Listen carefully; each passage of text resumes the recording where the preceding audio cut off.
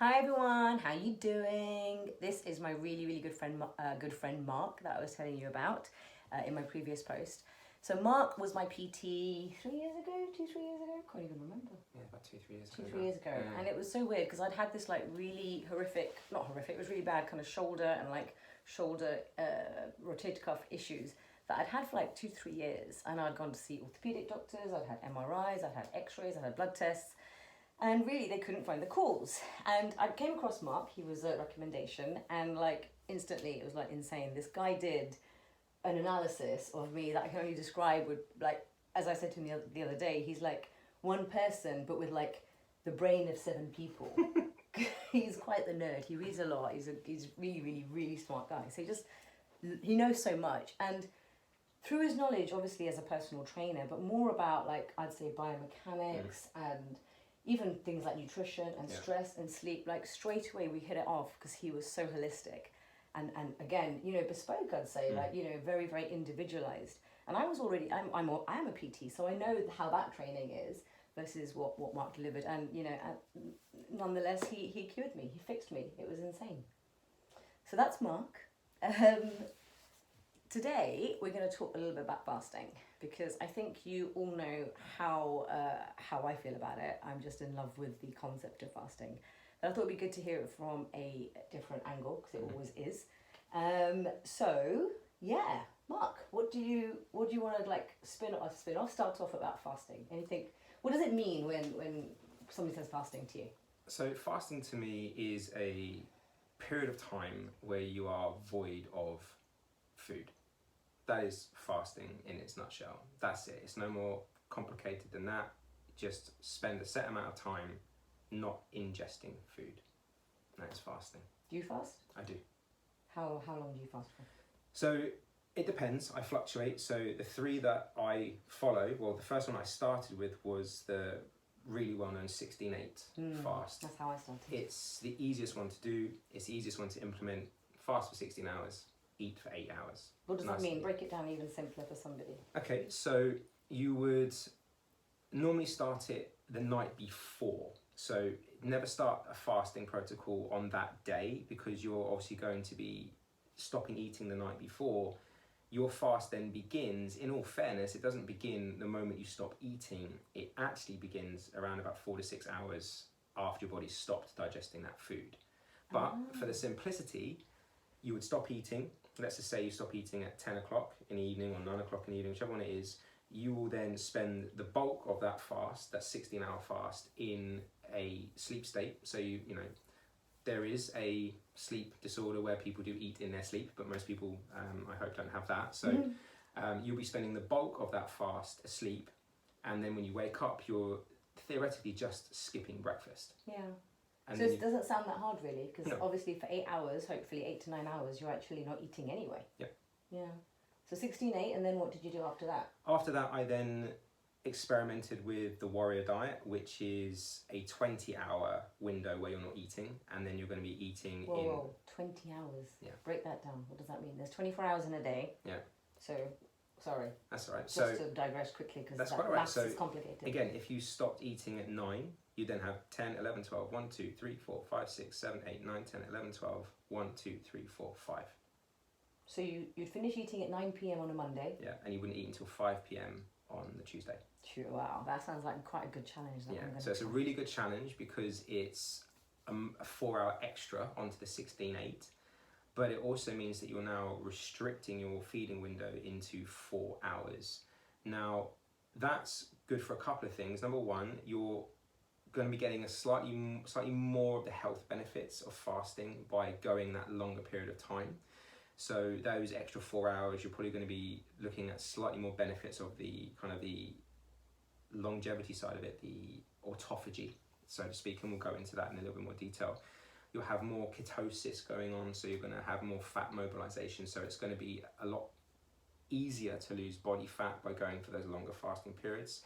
You're going to get better hormonal responses, better gut healing, and then because you've got that shorter window of 4 hours to eat, it's going to be really hard to overeat in 4 hours. Because if you're going to be, say, eating 2,000 calories in a day, to eat 2,000 calories in 4 hours, it's not impossible.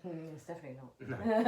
I do it regularly. Yeah, but it's harder to then eat over that amount because you're going to be very aware of the potential bolus of food that you've got in your stomach. Yeah, absolutely. I think just sitting down and having looked forward to that meal as well, we forget about that side of it. That is like honestly one of the things I love about fasting. Yeah. I don't know about you, but the quality of my meals definitely goes up because it's like that's my one meal or that's my 2 meals and I'm going to make them count. Yeah. So yeah, that's what I'm saying. I can sometimes eat 2,000 calories, and that's what I've actually talked about that you know you can actually eat more and still lose weight because it's so much more than calories, as we know. Yeah. So where did you go from Warrior? So Warrior is 20 hours with a 4-hour window. Okay. Then the last one that I now fluctuate between Warrior and this next one, and the next one is the OMAD, or the 1 meal a day. So the difference being, Warrior, you would probably split it across 2 meals in the 4-hour window, where with the OMAD, you've now got a 2-hour window. So you're going to be consuming all of your daily calories in one sitting. Now, depending on the reasons as to why you're fasting, that could be a really good option, particularly if you're looking to limit calories, because again, you're not going to be able to eat a tremendous amount of food in a 2-hour window. It's just not going to be possible. If you eat slowly, chew your food, all that type of stuff, 25 chews before you swallow, all those things, taking 20-30 minutes to eat your food, maybe longer, you're just not going to get that amount of calories over those amount of calories in that very, very, very, very short window of time. So for somebody that's looking to have a more fat loss approach, the Warrior and the OMAD are better for that. They're not easier by a long means, but they are better. But I did find that the fasting side of it was easier eventually in the Warrior and the OMAD over the 16, because 16 isn't quite long enough to really be fasting. Because if we take what I said earlier about the 4 to 6 hours of digestion from your last meal, and the 16-8, you're only really fasting for like 10 hours, 12 hours at a max. So you're not really getting any benefits from that fast point of view. All you're then looking at is a time restricted window of eating, which is a good thing, because that will help with the natural body clock, all those types of things. That 8-hour window is probably going to be kind of sunrise to sunset, as depending on where you live in the world. So you are going to have that more circadian rhythm based eating, which has been proven by Satya Panda to be really, really good. But you're not going to get all the health benefits from what an actual fast would give you. You probably get some gut health kind of return. You're not really going to be in any form of ketosis for too long.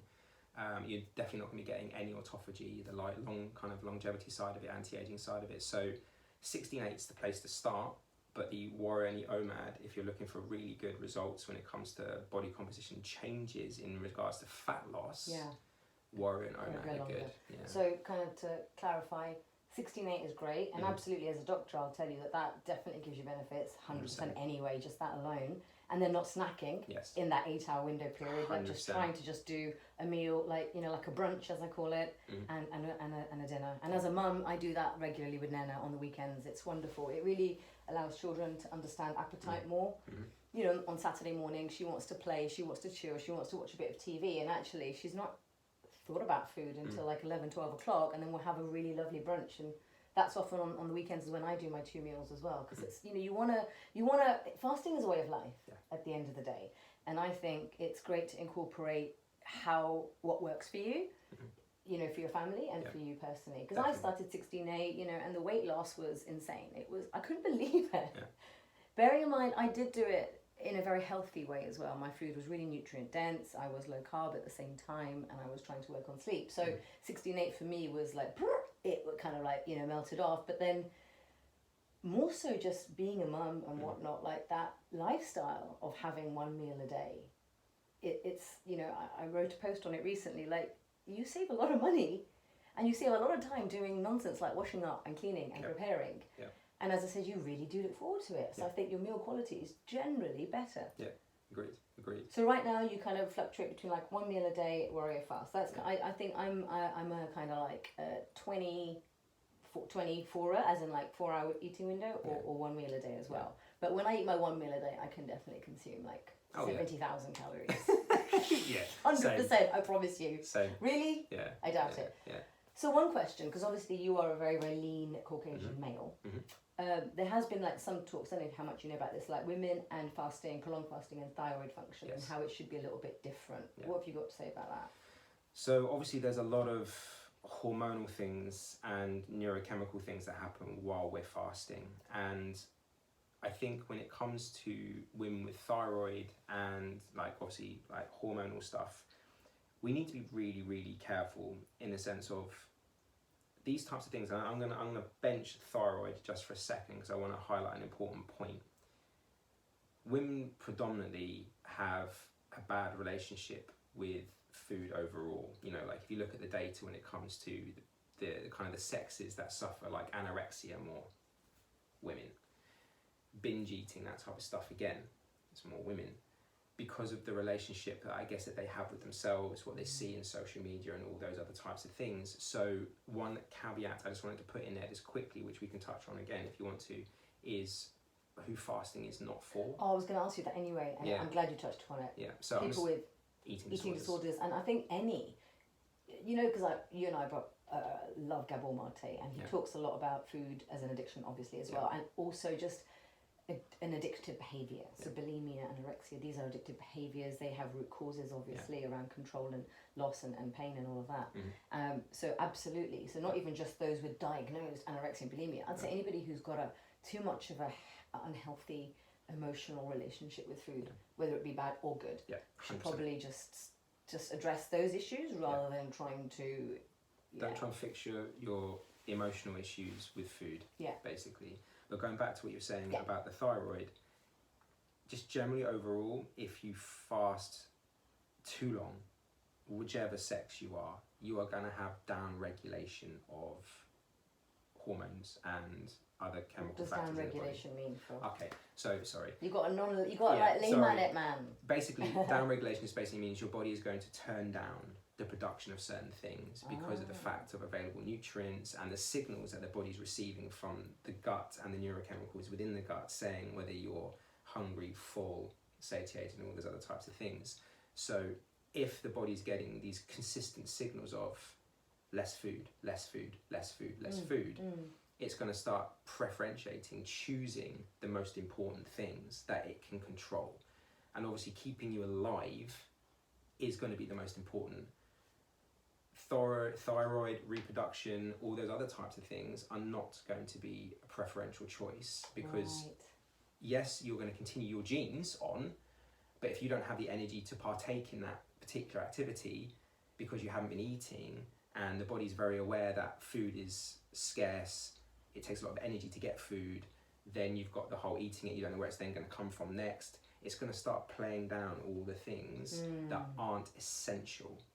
And it's going to want to keep the brain functioning, it's going to want to keep main organs functioning, all the rest of it is going to get pushed to the side. And so you are going to get thyroid issues going on where, you know, even if you've got a normal thyroid, you will find yourself going hypo. Dude, this is me. So this is very interesting that you said this because, so I've been fasting for, I don't know, 7 years now at least. And you know how it was funny, we were just talking about this orthorexic, anorexic, and I was actually, again, almost using me as an example. Yeah.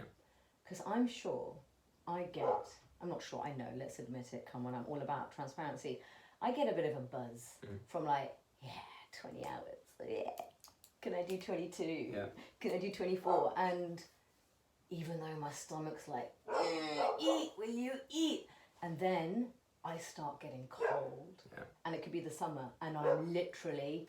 every part of me is cold, I'm shaking on the inside, and I'm like, you twat, this is your thyroid begging you to eat. Yeah. Stop being a fool. Yeah. Go and eat. Yeah.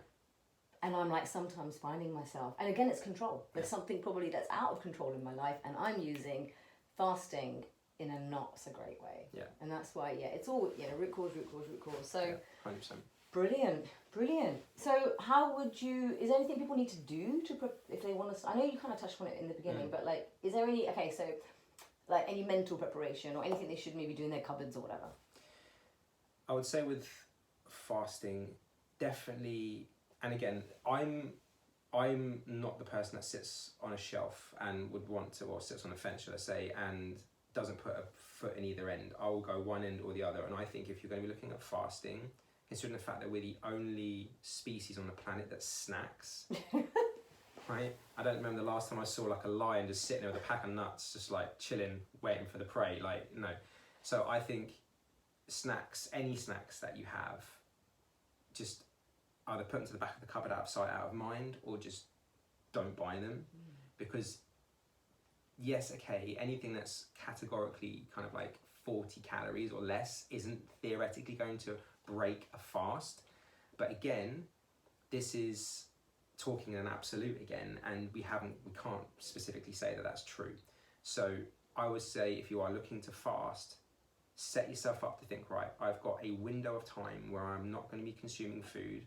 I can drink water, I can have black coffee, I can have green teas, peppermint teas, all those things that can help me feel full while I'm fasting. Even a carbonated water, like I brought one in with me today. The carbonated, naturally flavoured water, because of the carbonation, is going to make me feel full. I'm not going to want to eat. It means I can prolong that fast that slightly a little bit longer. So I'd say definitely make sure that your kitchen is your friend, and that you're not setting yourself up for some horrific battle when you walk in there, where you've got a brownie there and chocolate here and a packet of crisps there. Like, just generally overall, I wouldn't have those things in my cupboards anyway, but I think just remove anything that is going to make it harder. So with fasting, or any habit that you're trying to ingrain in yourself, it needs to be so simple that you would have to go out of your way to make it fail. So just keep it really simple. Keep it really simple. And have things, and again with fasting, have things prepped. That makes a big difference, because like Really you could fast prep. all day long and you're at work and you're busy and you come home, you've got your kids screaming at you, and then it's your time to eat. Yeah. And this happens to me also regularly. But then I also have things like mini baby bells, or some, really good quality sliced ham, or some, pili nuts or whatever at hand, if I haven't prepped. So even then, you can still make allowances. Exactly. And that's an incredibly important point. Where I've just said don't have snacks, that doesn't mean you can't have a packet of nuts in your cupboard, because that can become a meal if you combine it with the right things. Well, when you're talking about the 4 hour thing, I'm sure people are thinking, how do I fit in like 2 main meals in 4 hours? But you don't have to do 2 main meals. No, not at all. When I'm doing fasting properly, I will break my like a 4 to 6 hour eating window. I will, Thomas DeLauer, he's got a lot of information about fasting for women, and he made me change. He was like, you should actually have a few carbs, you shouldn't have fat, you should probably have lean protein. And I'm all about fatty protein. I don't really like lean protein that much, but I was like, right, listen to the guy. I now break it with bone broth and like maybe some jerky or something, or some lean protein, and definitely. And then have my main meal 2 hours later. It's hard sometimes, because when you get used to fasting and you are in ketosis, you genuinely don't feel hungry. No, you don't. And I can't even like make women believe that that is possible. But you can walk past the cake counter and the whatever, the bakery, and you'll be like, yeah, that's fine. Do you know what? I'll have that tomorrow. And you genuinely are like, yeah. And then tomorrow comes and you're like, yeah, whatever. You had something else really filling at lunch, and you're kind of, it's insane. And because it works on your gut microbiome, it works on your inflammation, and that, like the snacking thing. I was just talking this morning about digestion. It's like 2/3 of your energy at any one time. So if you really want to focus on one particular task, I suggest you do it not whilst eating. 100%. Cool. All right. Well, I think that has been really, really helpful. Is there anything specific you wanted to chuck in? The only other thing that I would say with fasting is it's got to fit you. So as much as we've said 16/8, warrior, OMAD, there are many ways of time restricted eating. It's not supposed to be overly stressful. It is a hormetic stressor, because it's putting the body through a very small amount of stress to increase resiliency, which is massively important. Same as like cold showers and all those other types of things. They're tiny little bits of stress, because it's the dose that makes the poison in those types of things. But I think just make it fit you. So just because your friend might be doing 20 hours and 4, don't feel less because you're doing a 16-8. Yeah, very good. Make it Very fit good. you, Yeah. because it's your body, it's your body's reactions, and it's your life, and it has to fit within that. Otherwise, if it doesn't fit, you're not going to use it, and you're going to cast it aside, and you're going to go back to what you were doing before, and it's going to be another chalk up to, oh, I failed. And that's not a good mental note to keep making to yourself, that you set yourself a goal and then never achieve it. Yeah. It's important to achieve them, get those dopamine hits that you've achieved it, and you'll keep moving forward. High fives and all that stuff. Damn right. Yeah. Damn right. Oh, thank you, honey. That was really good. My pleasure. Any questions? Obviously, please feel free to follow Mark on social media. Your handle is The Everyday Athlete. Can you spell it? Because it's not spelled normally, No, it's by not the way. spelled normally. But every in Everyday Athlete is spelled EVRY, and that was just me just trying to catch people's attention. Because But he's it's catching. such a nerd and he's got to like dumb it down somehow. He's pretending he couldn't spell every. Yeah. Right? Yeah. See you guys. Cheers, guys.